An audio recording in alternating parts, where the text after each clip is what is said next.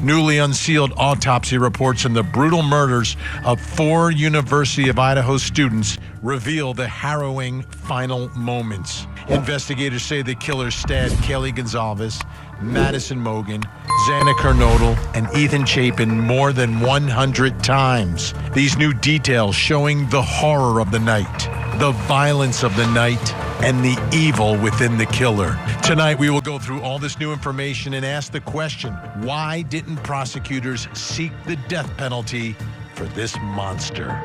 Fire the clue that led to Bryan Kohberger, inside the Idaho murders case flushed face. It started with a single clue, one detail that didn't seem like much at first, but would eventually lead investigators straight to Bryan Kohberger. Before we get into it, Crime Talk, I want to hear from you. Drop where you're watching from in the comments and make sure you subscribe if you're following real cases like this. Because what happened here, it shook the entire country. 4 university students, 1 house, and a night that changed everything. In the early hours of November 13, 2022, something went terribly wrong inside an off-campus home in Moscow. The house was known for being social, active, people coming and going, nothing unusual for college life. But that night was different. Sometime between the late hours and early morning, an intruder entered the home. There were no immediate signs that would have alerted the neighborhood, no loud disturbance that brought people running. By the time the scene was discovered later that day, it was already too late. Investigators were facing one of the most intense cases the town had ever seen. No clear suspect, no obvious weapon left behind in plain view, and a timeline that needed to be rebuilt from scratch. But as law enforcement began processing the scene, they focused on what they always do, details. Small ones, the kind most people would miss. Because in cases like this, it's never the obvious thing that breaks it open. It's the one clue that doesn't fit. At first, the case felt wide open. Multiple victims, a shared residence, and no immediate connection pointing clearly in one direction. But investigators stayed methodical, tracking movements, reviewing surveillance, collecting anything that could narrow the focus. And somewhere in that process, they found it. A single piece of evidence that shouldn't have been there. At the time, it didn't look like the answer. But it was the beginning. Because that one clue would eventually connect the scene to a person. And once that connection was made, everything started to move. That one clue, the detail investigators kept coming back to, was found near one of the victims. It wasn't large, it wasn't obvious, but it didn't belong. Bryan Kohberger wasn't a name anyone knew at that point. In fact, there was no clear suspect at all.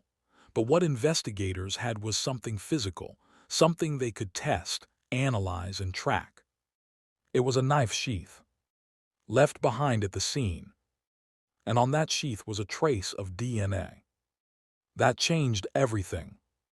Up until that moment, the case had been built on timelines, witness statements, and surveillance footage. Now, there was something concrete, something that could be tied to a person. But identifying that person wouldn't be immediate. Investigators ran the DNA through databases looking for matches. At first, nothing direct came back. No obvious hit, but they didn't stop there. They expanded the search. Using investigative genealogy techniques, they began looking for partial matches, family connections that could narrow down who that DNA might belong to. That process took time, but eventually it led them to a name. Bryan Kohberger. At that point, he wasn't arrested. He wasn't even publicly connected to the case. But behind the scenes, investigators began building everything around that one lead. They tracked his movements. They reviewed surveillance footage again, this time looking for anything that might place him near the scene. That's when another piece fell into place. A white sedan had been seen in the area around the time of the incident. Initially, it was just another vehicle in a long list. But as investigators focused in, they found something important. Bryan Kohberger owned a car that matched that description. Now the case wasn't just about DNA. It was about presence. Phone records added another layer. Data suggested movement consistent with being near the area, patterns that aligned with the timeline investigators had been working to piece together. Individually, each detail raised suspicion.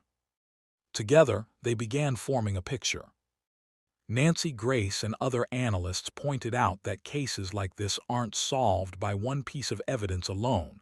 It's the combination, the overlap, the consistency between physical evidence, digital records, and real-world movement. And now, all of it was starting to point in the same direction. That one clue, the sheath, was no longer just an object. It was the starting point of a chain that led directly to a suspect. If you're following this, drop where you're watching from and tell me, do you think that one clue was enough, or was it everything combined that built the case? Everything in the case came back to that one clue, but it didn't stand alone. It was what investigators built around it that ultimately led them to Bryan Kohberger. After the DNA on the knife sheath pointed them in his direction, investigators moved carefully. They didn't rush in, they watched. They tracked his movements, gathered more data, and made sure every piece lined up before taking the next step. Surveillance became critical. Footage from around the area showed a white sedan moving through the neighborhood during the exact window investigators had been trying to piece together. At first, it was just another vehicle. But once Kohberger became a person of interest, that car took on new meaning. Records showed he owned a similar vehicle. Now they had physical evidence and a possible connection to the scene. Then came phone data. Investigators analyzed cell tower records and noticed patterns, movements that suggested repeated presence near the area before the incident, followed by activity that aligned with the timeline of that night. It wasn't just a one-time appearance. It suggested familiarity. That detail mattered, because it supported the idea that this wasn't random. As more evidence came together, DNA, vehicle, phone records, the case began to tighten. Each piece reinforced the others. Nothing stood alone anymore. Then came the arrest. Law enforcement moved in after building what they believed was a strong enough case. Kohberger was taken into custody, and the focus shifted from identifying a suspect to proving what happened. But even with an arrest, the case didn't end. Because the biggest question still remained. Why that house? Why those victims? And how did everything unfold so quickly without immediate detection? Those answers are what investigators and prosecutors continue working to establish.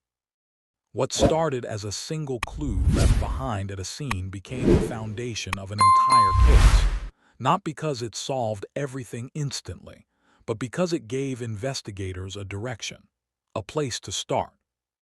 And from that starting point, they built step by step until all the pieces pointed to one person.